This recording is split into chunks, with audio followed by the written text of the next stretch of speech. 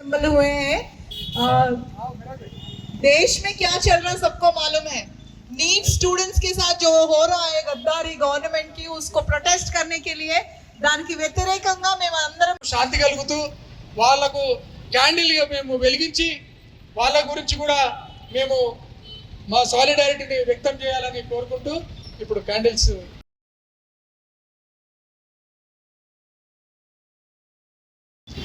కేంద్ర ప్రభుత్వ ఆధ్వర్యంలో జరిగిన పేపర్ లీక్ల వ్యవహారం, నీట్ కానివ్వండి, మిగతా యూపీఎస్సీ కానివ్వండి, మిగతా ఏదైతే పేపర్ లీక్ల వల్ల స్టూడెంట్స్ ఆత్మహత్యలు చేసుకున్న తర్వాత సుమారు 21 స్టూడెంట్స్ ఆత్మహత్యలు చేసుకున్న వాళ్ళ బలిదానాలను గుర్తు చేస్తూ, అదేవిధంగా ఏదైతే కేంద్ర ప్రభుత్వము మొత్తం దేశవ్యాప్తంగా జరిగిన జంజీ పోరాటానికి ఫలితంగా ఈరోజు కేంద్ర మంత్రి ధర్మేంద్ర ప్రధాన్ రాజీనామాను చూసుకొని వాళ్ళ జంజీని వాళ్ళని ప్రోత్సహిస్తూ వాళ్ళకు సాలిడారిటీగా మేము ఈ కార్యక్రమాన్ని ఏర్పాటు చేయడం జరిగింది.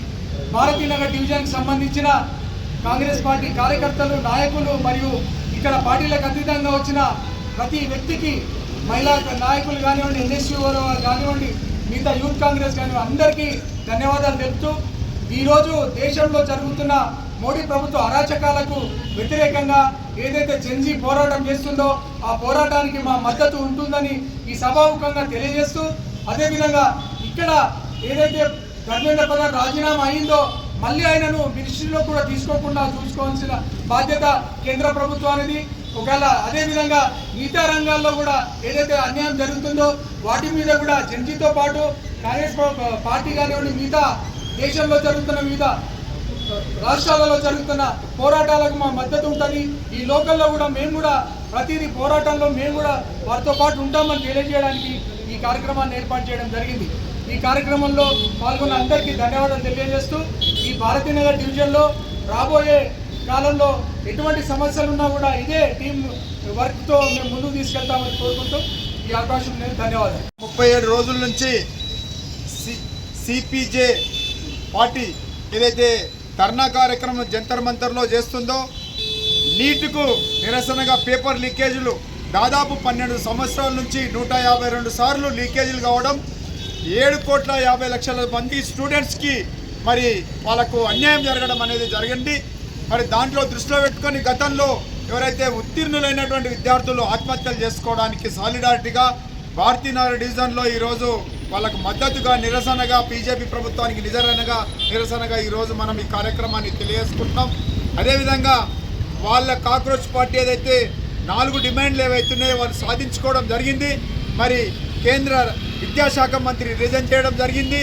అదేవిధంగా చనిపోయిన విద్యార్థులకు ₹1,00,00,000 ఇస్తామని చెప్పేసి మరి గవర్నమెంట్ కేంద్రీయ సర్కారు ఒప్పుకోవడం జరిగింది. అదేవిధంగా వాళ్ళపైన ఉన్నటువంటి ఎఫ్ఐఆర్స్ ఏవైతున్నాయో వివిధ స్టేట్లలో బీజేపీ ప్రభుత్వంలో ఉన్నటువంటి వివిధ రాజ్యాల లోపల వాళ్ళ ఎఫ్ఐఆర్లు కూడా విరమించుకోవాలని చెప్పేసి అది కూడా స్టూడెంట్స్ ఒప్పుకోవడం జరిగింది గవర్నమెంటు. దాంట్లో భాగంగా మరి ఈరోజు స్టూడెంట్సే కాదు, మరి అదేవిధంగా రాహుల్ గాంధీ గారు ఈరోజు సాయంత్రం పిలిపించిండు. ఇలాంటి ఉద్యమాలు అనేది రాబోయే కాలంలో విద్యార్థులే కాకుండా వ్యవసాయదారులు, ప్రజలు, అదేవిధంగా కార్మికులు అందరూ ఇలాంటి ఉద్యమాలు చేస్తే నరేంద్ర మోడీ గారికి తగిన గుణపాఠం చెల్తామని చెప్పేసి మరి రాహుల్ గాంధీ గారు ఈరోజు మనకు మరి టీవీ ద్వారా తెలియడం జరిగింది. దాంట్లో భాగంగానే కాంగ్రెస్ పార్టీ తెలంగాణ రాష్ట్ర ప్రభుత్వంలో ఈరోజు రేవంత్ రెడ్డి గారి ఆధ్వర్యంలో, మహేష్ గౌడ్ గారి ఆధ్వర్యంలో ఎక్కడికక్కడ ధర్నాలు చేసి జైల్ బరో అనేది చేయడం జరిగింది. కాబట్టి వాటికి నిరసనగా ఈరోజు మనము విద్యార్థులకు సంతోషంగా గతంలో అమరులైన విద్యార్థులు ఏదైతే తెలంగాణను సాధించారో ఈరోజు కూడా కాక్రోచ్ పార్టీ కూడా ఈరోజు వాళ్ళ డిమాండ్లు సాధించారు. రాబోయే రోజుల్లో కూడా మన దేశంలో ఉన్నటువంటి సమస్యలను అన్ని వర్గాలు ఏకమై మన సమస్యల్ని నెరవేర్చుకోవడానికి కేంద్ర ప్రభుత్వం కూడా తీవ్రంగా నిరసనలు తెలియాలని చెప్పి తెలియజేసుకుంటూ మరి ఈరోజు ఈ అవకాశం ఇచ్చినందుకు ధన్యవాదాలు.